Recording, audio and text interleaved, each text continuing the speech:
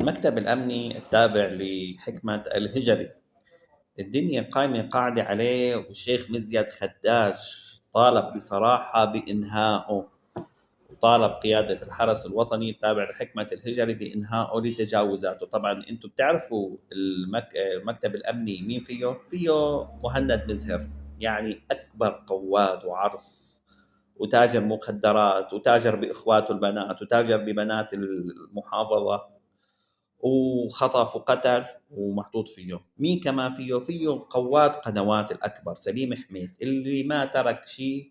يعني وقت ما يجي سليم حميد بيقعد الشيطان على جنب، بيتعوذ الشيطان من الله فيه لسليم حميد على الوساخات اللي عملها. ورامي شتي حرامي عصير الجبل، والشبيح اللي متلبس بلبس الدين اللي هو قواد ابن قواد.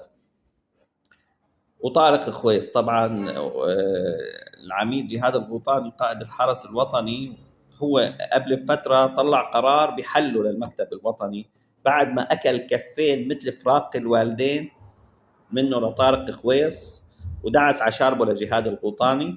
فطلع قرار بحله للمكتب، فتدخل سلمان حكمة الهجري وقام بشتم جهاد الغوطاني وقال له بسواش. فانتوا حاطين اوسخ الوساخه، اصنص الوساخه، اصنص قله الشرف والكرامه. يا حكمة الهجري بتقول يا غيرة الدين، لا فيك دين ولا فيك شرف ولا فيك، لا انت ولا بيك ولا خي ولا انت انسان وسخه. بدناش نقول اكثر من هيك، انك انسان وسخه. وروح سكر الفندق اللي على طريق قنوات اللي مقابل قصره لفيصل القاسم، اللي قاعدين عم بيطايحوا فيه وعاملينه دعاره. روح اذا فيك شرف وكرامه وفيك شارب من الجرزوليه، اذا فيك شرف اتحداك.